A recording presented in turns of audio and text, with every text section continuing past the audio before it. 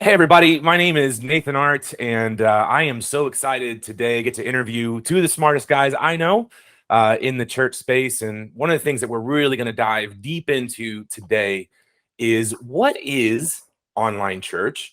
How big is the market of people who are looking for online church? And also what role does online church or our online strategies play in our holistic engagement strategy between in person and online. And so, in order to set this conversation up, we've asked two good friends to come in today. We have Kyle Ranson, who's on the executive team at CrossRoads Church in Cincinnati. Also oversees online church and in-person church guest experience. He's got several things that he does for CrossRoads.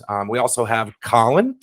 Colin is the president of Resi. And so Resi, is a lot of you know, is the media and streaming partner for 80 of the top 100 largest churches in the country, but really serves thousands of churches across the country, and has a really interesting insight into the behaviors and the patterns of what online church is doing as a whole in our country. And so, Kyle, I'd love to start off because one of the things that you and I have had a chance to talk about on several different occasions is and I'd love for you to tell us a little bit about CrossRoads and even the size of the online church that you have now.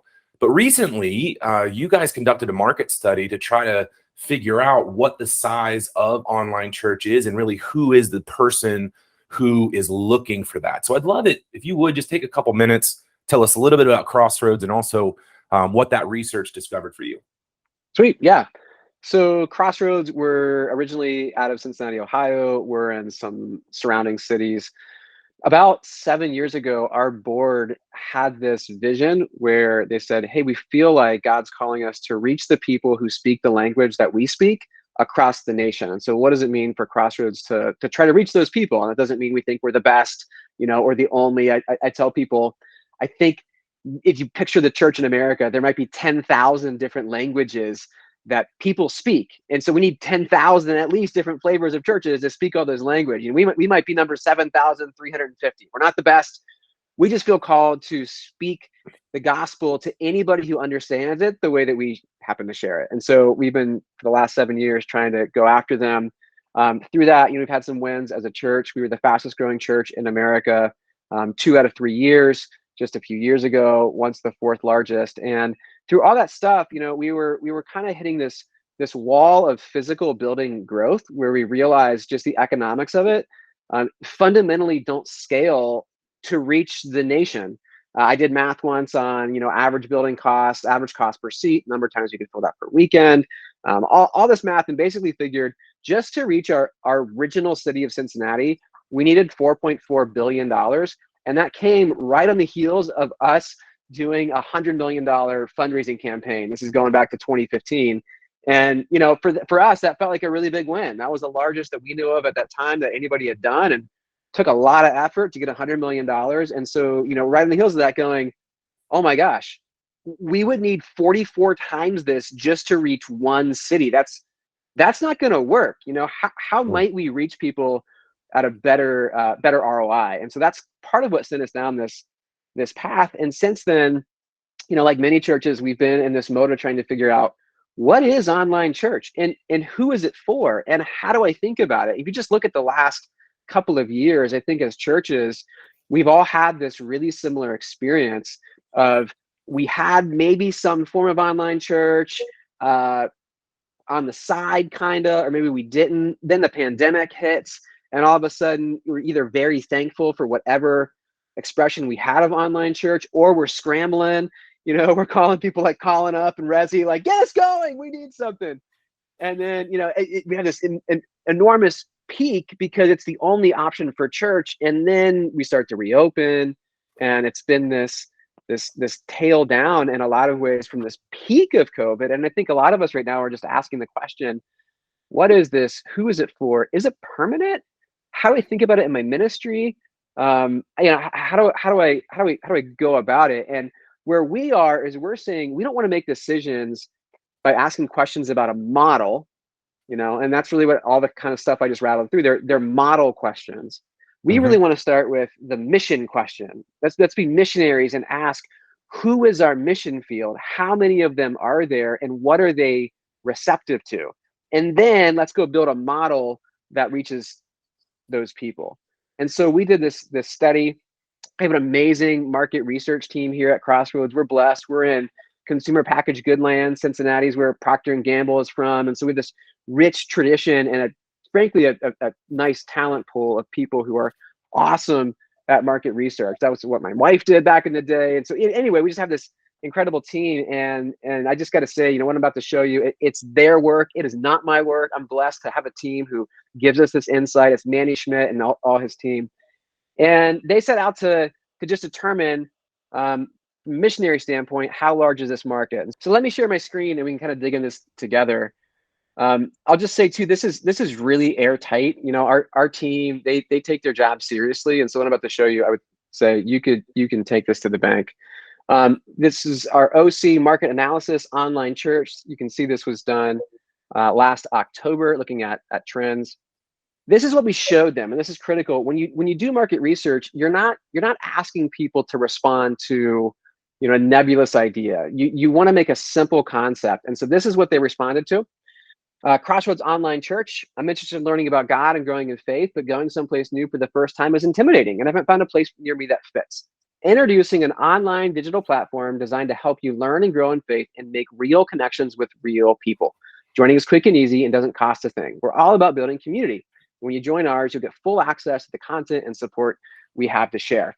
And so you can tell it really wasn't about a content library. It was about a community. And we're just describing church in a little bit different ways. And we're telling them you can get the entire thing online, available completely digitally wherever you are. And then you can see the 3 bullets of what we said folks would receive. Now, when we asked them this, we're looking at a top 2 box. In market research terms, you're always grading on these 5, definitely use, probably use, and you're looking at your top 2 box to decide, is this a product that we could actually launch? Is there an audience for it? And I'll just say, if you were launching a new soap or a new shampoo, that's what Procter and Gamble does. We're the land of soap. If you were doing that and you found 4% of the market responded really well, you'd be like, oh, that's pretty good. Like we can make a living on 4% who would buy this product. So our team was blown away when they saw 34% from a total research audience standpoint, and even higher, 37% from our target of Gen Z, because we really want to weight our ministry towards those rising generations, recognizing that pretty soon they make up the majority of who we're reaching. So 34% and 37%. That's really, really good. Now, we didn't stop there because we wanted to dive a little bit deeper and say, well, of those people, who's most likely to try online church? Is there a key indicator? And before I unpack this slide, I'll just say, when you're doing research, you want to find the most efficient spend of your money from a marketing standpoint. And so, classic example here, Iams Dog Food wants to know, we can figure out who owns a dog, but there's some people who really want Iams, and there's other people who they're never going to pay the premium for it. So how do we know if you're an Iams dog food person? And when they did this research, they came back with, if you answer yes to the question, does your dog sleep in your bed? Then you're a prime target for Iams. Like you're very, very likely to not just try it, but actually love it and stick with the brand for a very long time. And so we're looking for that same exact thing. And this became our question. Have you met someone online who you became friends with and continued connecting with entirely online or remotely? As it says at the bottom, it became the overwhelmingly most significant predictor of interest in online church. And this is our totals. And I want to spend a little bit of time on this slide because I think it's really, really critical to understand. Our total research audience, so people who were as young as 18, you can't survey younger than that, but 18 all the way up to 88 were answering this question. And you can see the responses there. People who have done this not just once, but more than once, you get 12%, more than 4, a few times, 2 to 3 people, 27%. But look at that bottom number. Never. People who've never done this, generally speaking, all age groups combined, 47%. And I'll say I'm one of the oldest millennials.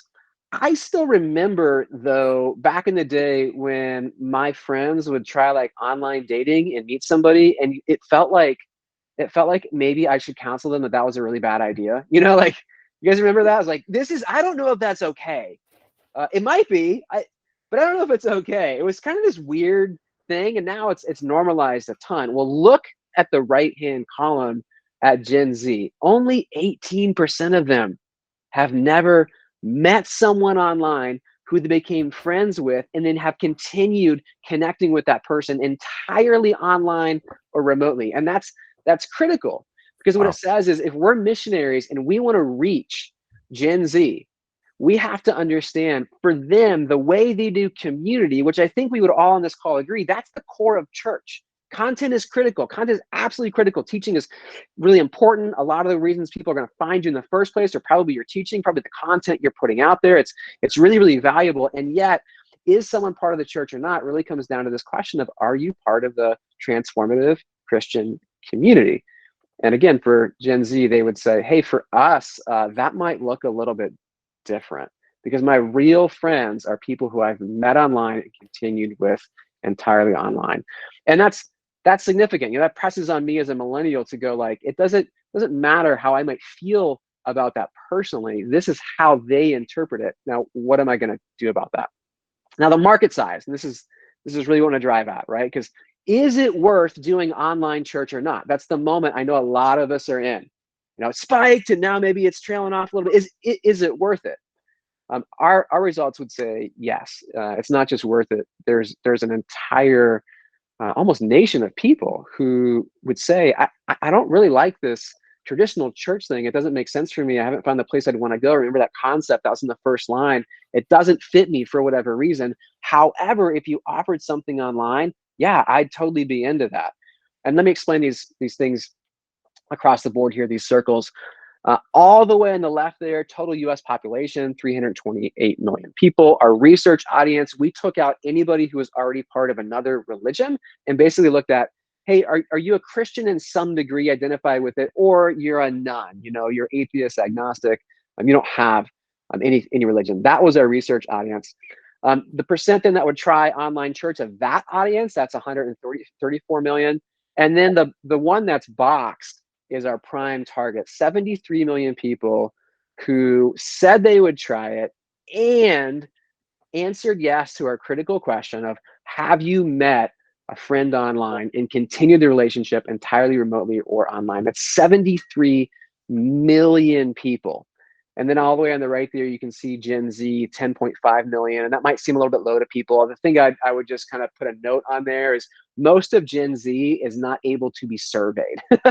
Okay, so that's of the portion that can be surveyed. It's an overwhelming, yeah, we really are interested in this. And we've got breakdowns that we could get into another time, you know, generation by generation, where you really see the heat and the interest from Gen Z and millennials in particular. But for us, this is driving us to say, there is an unreached pool of people who are telling the church in America, if you were willing to act as missionaries to us, and if you were willing to do things that might seem a little bit strange to you to reach us and to build a church that we could belong to, we would love that. There's 73 million people saying that right now in the US. My goodness, Carl. I mean, that's just an astonishing number of people. Astonishing. And Colin, I want to come back to this, Kyle. I really, really want to dive in. But Colin, you're the president of Resi. You guys have thousands of churches that you serve as the streaming partner. But above that, I mean, you guys have a lot of data on online church and what that looks like. And I would just love to hear from you, man. What are some of the big data points or takeaways from what you guys are seeing right now with online church? Yeah, and I think Kyle asked the question, you know, and Kyle's study didn't ask the question whether they prefer online versus, maybe you have data on that, Kyle, but it asked the question of how big is this market for that. And so I would love to go into, you know, what are churches doing today? What's working for them? What do they know that's working to reach the 73 million, or just their own people in the church, which is also inclusive of the 73 million. And then, you know, what are some helpful tips that we can learn from? So, you know, from our perspective, measuring church attendance online has been weird, right, over the last few years. Sure. Because you've had, you know, tons of spikes with different COVID, you know, news and spikes, and then attendance would spike. as Kyle talked about, everybody went online immediately. But from looking at the data from our churches, most are showing, like, if you look at the last 12 months, so let's take out the huge, undulations, and looking at the last 12 months, it's maybe down about 10%, which was surprising to me because I would think it would be down a lot more than that for online church. Like when looking at some of the larger, medium to larger churches on our platform, and the trends are much lower. That's on a website, like people that are coming to their web experiences, their app experiences, etc. The trends are much lower on social media, especially Facebook, which is more like 20 to 30% down from last year. However, you have to keep in mind, Omicron hit August of 2021. And so that's when, like, I remember at Chase Oaks, we were doing like a free t-shirt weekend. And so we were trying to get everybody back in the building. It was a huge building push. And then like that, the week before that is when Omicron went crazy and like all the news or whatever it was, Delta. I don't, we'll have to research that. Yeah. One of the whatever. Yep. And then, and so, that was actually surprising to me because you would think that would be way lower, right? From an online attendance perspective as people go back in the building over the last year. The second part is, I think for the most part, most are not understanding their online strategies and are more focused on getting people back to the building rather than reaching the 73 million. And people are a bit lost right now. I think, churches like Kyle and CrossRoads, which Kyle helps lead, have very digitally forward thinking strategies and think about the data, think about how they're going to provide, tools and resources to reach the people there. For the most part, I don't think that's the case. And so, 61% of our customers are doing the same thing before COVID, just with maybe an upped production experience.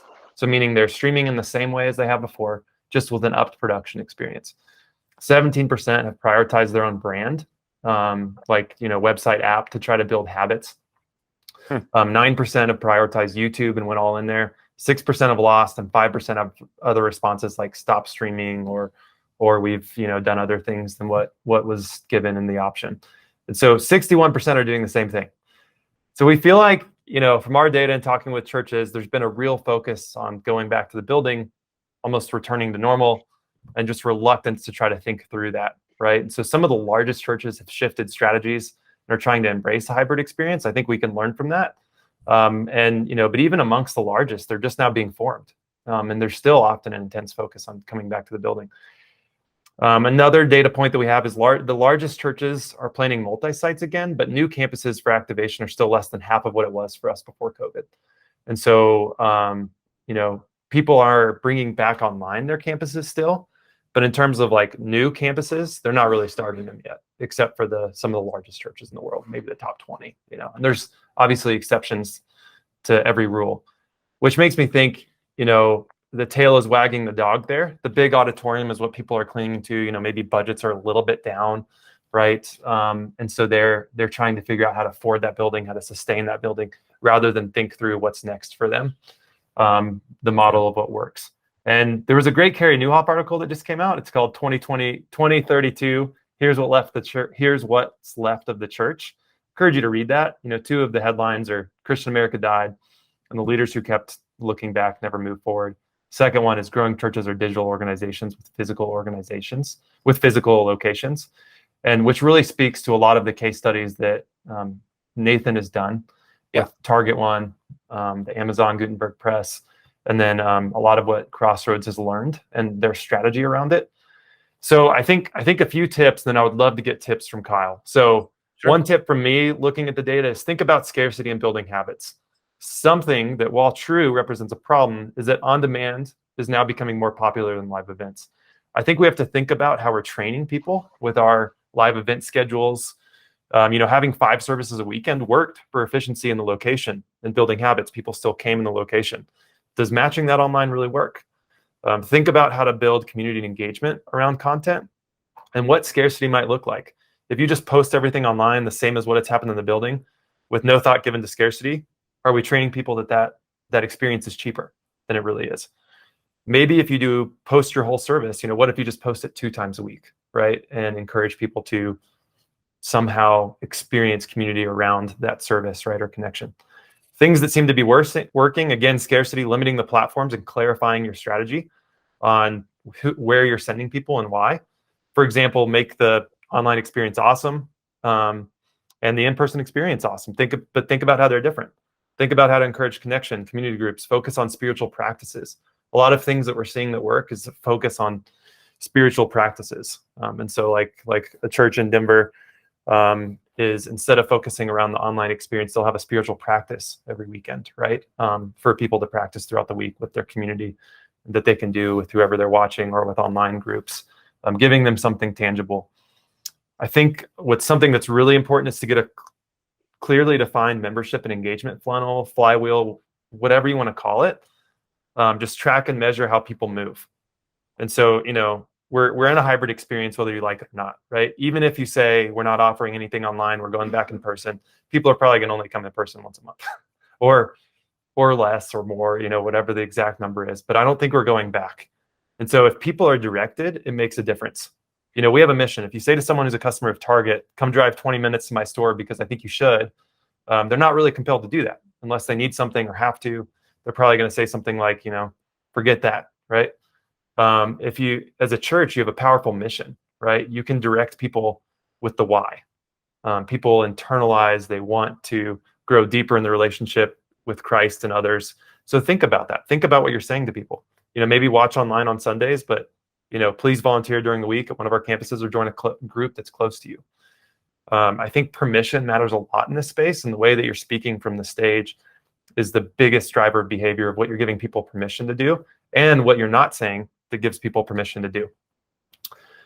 I think, you know, what's working is that when people decouple the Sunday service from the church, it still remains important, vital even maybe, but the larger spiritual development is what becomes the priority. So then you move into, it's maybe okay for people to come once a month, right? They're doing that anyway. So let's not make them feel guilty about it. Let's have them meet in homes the rest of it. Or, you know, how do we equip people and engage in God community, focus more on practices? How do we equip people for the smaller, right? For the, even when people are building multi-sites, like data from Nathan, you know, it's, you know, sure, it's much less, but they're also building much smaller buildings.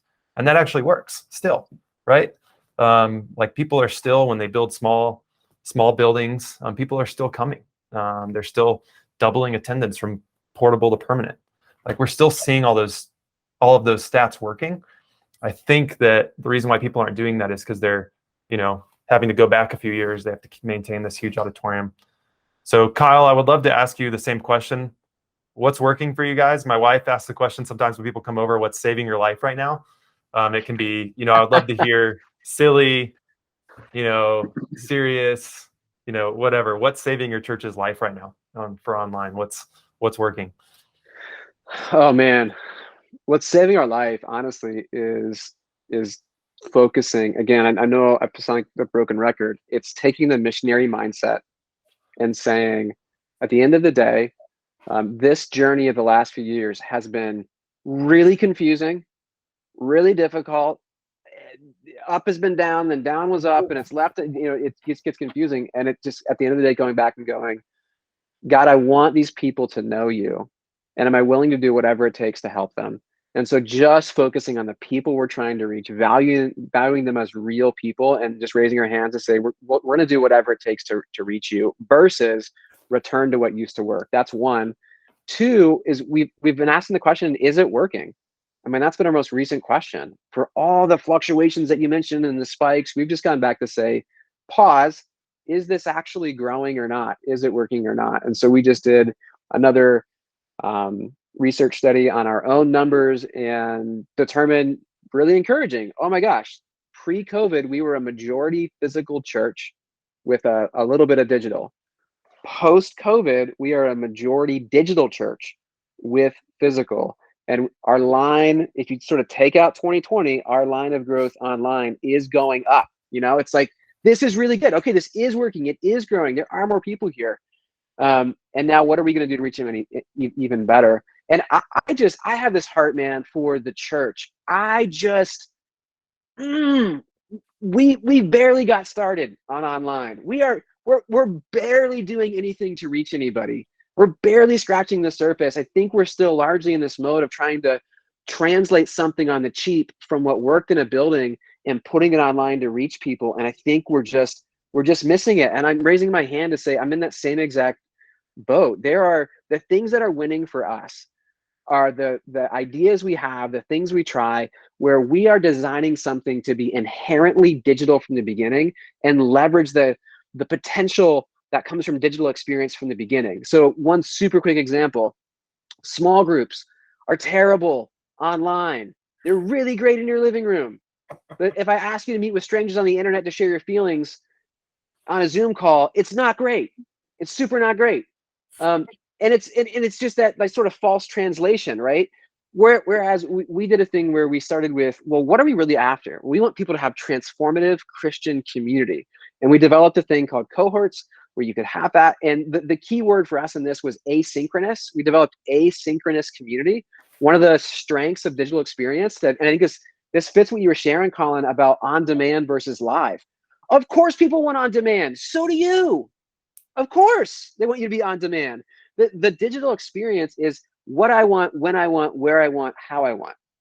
And so we said, well, could we deliver a community that way versus there's a small group at 7 p.m. on a Thursday, or 6 a.m. on a Friday? Like, why are we doing that online? That's a false premise. And so we made asynchronous community you could jump into, really practically look like Facebook groups. But we saw marriages saved. We saw people come to faith. We saw huge things happen for hundreds and hundreds of people just because we started with, well, let's actually make it digital. Other stuff for us on the content side, it's saying people want your teaching. People want what you have to share. People want the wisdom that's coming out of your senior pastor, your teaching team, or whoever. They want that stuff. They might not want it in an hour-long video of your stage every weekend. That's great. Please do that. That's awesome. That has value, but please don't stop there and push past it. What 4-minute content are you making? And not just clips from your sermon, but what original content are you making that's 4 minutes long that you're putting out there week in, week out? Because it turns out that's the majority of the content that I watch online. You mentioned YouTube and people doubling down on YouTube. I love YouTube. The majority of the video I watch in a given week is YouTube. Can I just say in a given week, I don't watch a single YouTube video that's longer than maybe 9 minutes. And like, it better have a killer title and thumbnail if I'm going to give it 9 minutes. Like that's insane. But if you just go to the church world, you're like, why is everybody putting out videos that are many, many multiples of 9 minutes? Why are we doing that? There's just this whole untapped thing to run after. So my heart for churches is, man, you've ridden the roller coaster. You've been on the ride. Keep your focus on the mission and become wildly loving, innovative missionaries willing to do whatever it takes to reach the people who are raising their hands saying, man, if you built it, I would totally do it. I would totally be part of that church. Kyle, real quick to jump in on that a little bit, because you and I have talked about this before, but there's this conversation around content and community. I'd love for you just to spend a minute on those cohorts, because they, if I'm not mistaken, I would love to hear the majority of the people that signed up for them, and were they not based in some ways around interest topics that were created from content that was actually used to create that community? Yeah, they were all interest-based. So it was, and again, we just leveraged what other people are doing online effectively. So we made 21 days to feel confident as a mom. You could sign up for that. It was 21 days and you were put into essentially look like a Facebook group with other people who opted in, private group. You got content and prompts every day. You shared every day. You had challenges. It was that kind of an environment. We did Be a Better Dad. We did 21 Days to a Marriage You Love. All those sorts of things. And yeah, we saw people who gathered around us saying, we're going to meet your felt need, because that's a felt need that they have. And we're going to wrap community around it as part of the solution. And they went, that sounds great. But they were signing up for us helping with their felt need, which again, I think from another, Colin, when you say what's working, the closer we get to a real felt unmet need, the better we succeed. The closer we get to, well, this is what church is supposed to be and do, the more we fail and we spin our wheels in the mud. So we're trying to get to what are those real needs and how can we meet them better than anybody ever has. Who was the majority of the people who signed up for that, Kyle? The majority were people who, we do what's called lead scoring. So if you show up on our radar, we know something about you and we kind of have like a high lead score, you're doing a lot of stuff, or super low. The majority were really low lead score people. which was really, really exciting. I mean, they had been around online church or even around a CrossRoads building for a while, but had found nothing that fit them. And they found this, and they're like, "Oh my gosh, that's great!" So we had moms. I'm in our original campus right now.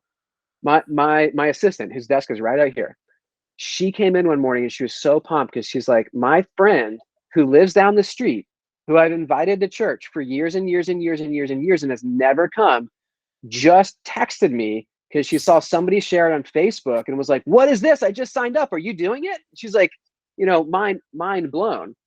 Well, her friend didn't see why she would come to church on a Sunday morning or watch an episode of Our Weekend. But the minute we were like, "Would you like to feel confident as a mom in 21 days?" She was like, "Yes, I would." And of course, we're a church. That's overt. She expects we're going to share something about faith in there, and then we do. Obviously, you can't become confident as a mom if you don't know who you are, what your identity is in Christ. And so we're preaching the gospel. We're giving her the real goods through the whole thing. But that's where we're seeing wins. That's great. And I think something that's really hard that you said for churches to understand or feel comfortable with maybe a segmentation online is what works for getting people in the door. So like what you just said is around the felt need, right? Like most churches understand that hey, I can speak to a felt need. Maybe they're not doing it, but the purpose of YouTube might be 2-minute felt need videos, right? And or on your website, and that's what actually gets people to stay. That's what's getting people to stay on YouTube. The problem though with online is that in order to get Kyle Ranson to watch more YouTube, it's got to be something that only he is interested in, and that there's a segment of a community online, right? So if it's, I don't know, Kyle, what you're into. If it's like craft coffee, right? You'll spend 10 hours a day watching craft coffee YouTube videos, right? But you're one of 5% of people that would do that. And, maybe I'm one of 5% of people that would, watch videos about mountain biking online. I'd spend hours. And for the church, it's hard for two reasons. One, because, compelling content is difficult for the church to have and maintain and grow. Two, is that a lot of times they're not as comfortable with the segmentation because it's all inclusive, right? And so I think you have to go through the idea of, hey, church is something that unites everybody. It's really, really cool. At the end of the day, what's at the bottom of the funnel or flywheel or whatever is I can be with somebody that's very different than me, right? And have a lot in common with them and have, spiritual unity in the spirit with them, right? Which is really, really cool. But oftentimes that's not how the top of funnel gets people interested. So I think that that's important. As a church, it's okay to go into segments and see success in there and have like a diversified segment strategy. An example of this would be VR, right? Like most of us as pastors, we probably don't spend too much time in VR, right? We think about it as kind of weird, whatever. But like, I think it's over 19% of people use VR monthly in the United States, which is a crazy number, right? And so like, or, whatever, they're interested in, maybe it's not VR, maybe it's a different platform, maybe it's an interest, right? And how can you empower volunteers or staff members to create, segments around interest that then funnels people or flywheels people into your, typical rhythms, like community groups, like volunteering, right? And I think that that's an interesting thought exercise that you have to be okay with in order to reach people online. Otherwise, you're trying to do everything online, and it's just not interesting to people, if that makes sense on top of funnel. It totally makes sense. Well, and that's backed up in what we saw. We had one group that was like an all-encompassing, non-segmented group in a way. It was called 21 Days to Get Your Questions Answered About God, which I think as churches, we're like, yeah, that's what people come to us. They want us to answer their God questions. No, they don't. They don't have God questions. They have problems in their life, and they're open to God's solutions. That's very, very different. And I think what you're describing is, that's what you're going to see coming from us. We are, in my opinion, we're not making nearly enough content right now. We were at one point. We had some folks leave, and so we're getting back to where we have a team that will put out lots of different content segmented by audience. And it's not because we want people to stay there. It's just they won't come to us in the broad weekend service thing, but they will if we write a 4-minute article called The 7 Keys to Feeling Confident as a Mom Today, and we put that online. They'll find that and they'll come in that way. And in our model, we've capped a weekend, the idea of a weekly gathering, weekly service of a sort. That's still core in our model because we recognize like the job of the church is to take people beyond what they want to hear. I mean, really practically, if I try to segment, giving messages to people way up here, they're never going to do it. They don't want to opt into that. So what I got to do is train them. If there's a spiritual discipline and a habit called being part of a community who's learning together, growing together, moving together, that's critical. But I'm not going to start them here. I'm going to have to get them in these segments. And I think for pastors, there's a uncomfortableness you do have to get through. Of, you mentioned, other staff or volunteers. You have to be okay making many microphones, both like many MANY and many MINI microphones, and then empowering people to reach audiences that you're never going to reach. I'm one of our teaching pastors. I lead teaching at Cross. I'm not going to ever tell that mom how to feel confident as a mom. And great news, I don't have to. There's somebody else here who can reach that audience. I just have to give her the microphone. Yeah, that's really great, guys. One of the things we need to think about, I think, as a church too, is television, radio, all of these mediums that were really created for one-way communication. Digital is the first medium that gives us the opportunity to actually create two-way communication and get to know people. And I think a challenge I would have, and we're going to talk about this in our next episode, which is one of the big pushbacks, is that digital is a threat to our in-person attendance. And in every other industry in the world, the opposite is proven to be true. And we're going to spend a lot of time on that and how we can possibly create or use digital to create more in-person attendance. But I think one challenge I'm listening to is that a quarter of our entire US population is our market.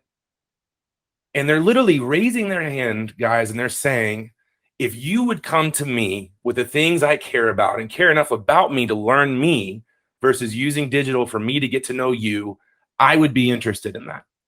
And I don't want anyone to miss that takeaway from today's content. 73 million people. And I think as we end, guys, let's just do real quick. If you're an executive pastor, lead pastor, you're the online campus pastor, which hopefully one day we'll also remove that language from our vocabulary. But what are some practical tips and things that you would want to just wrap up this call with and give to these guys as they're navigating this season? Kyle, you should probably go last because yours will be better than mine.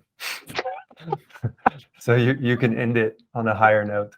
I think for me, 61% of us are doing the same things that we did before COVID. I just think taking a beat and, breathing, maybe giving your staff a break, and giving yourself a break, being gentle with yourself, and just, decoupling the church from your identity, trying to look what trust looks like in the next phase. And the one thing that we know about digital is that it's the only way to really be successful is constant change and constant innovation. And, when we've been doing the same thing for however many years at a church, that feels like really icky to our identity. And so I think doing the hard work to make a constant change not feel icky, but to make that feel like part of our obedience to God, right? And then I think the next part is, just do a bunch of experiments, do a bunch of thinking. I think the first step to that is you got to track it. You have to be able to know how people are moving in your church. How many are coming online? Where are they coming? Are they coming back? How long are they watching across platforms? All of that data is pretty easy to get. You're not going to be able to have the full data picture. It's very hard to get the full data picture in church. Just do what you can, start somewhere, track it. And then the second thing is just try to do things that move it. Connect the things that move it to the things that matter to your church, whether that's more people baptized or more people that raise their hands or more people, in community groups, and just try to do things that, that do that, empower random people, like the weird tech guy that, has this whole gamer community online that'll share the gospel, empower them, empower random people in your church is, I think what Kyle said is many microphones, both many and many. And I think that's great. Yeah, I love that.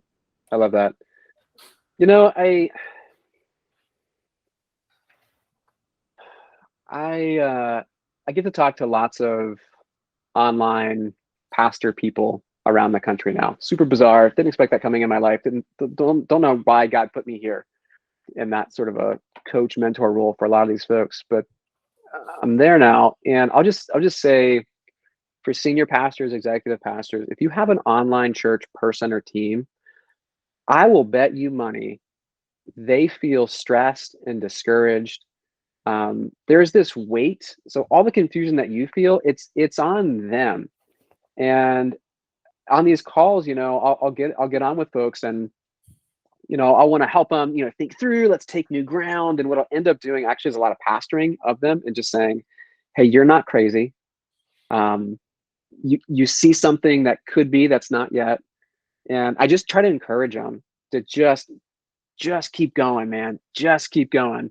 There is fruit here. You've got to work the harvest, and it's not going to happen overnight. It's not going to happen over a day. I know what just happened was crazy, but just keep going. I mean, that's the biggest thing. And so for senior pastors, executive pastors, I'd say you could exercise two things for your church that would make a huge difference.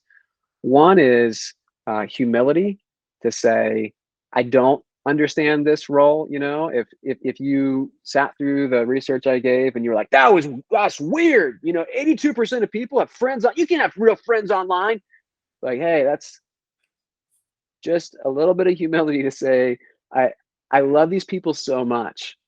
I'm not going to complain about Gen Z. I'm going to love them, and I love them so much. I'm willing to reach them, and I'm willing to think differently. Humility, and then the second one is just deep curiosity. It is hour one, day one of the technological revolution in the church. Hour one, day one. Nobody has the answer. I do not. People look at me around the country like, you have all the answers. I'm like, no, I don't. I figured out a few things, but what I have is a billion questions, and we just need more people to become deeply curious. Like Colin said, just try stuff. Just try stuff. Try it on a small scale, low risk, high reward. Run 1 million experiments. Try 1 million different things and find the 10 that work, and then double down on them and build them.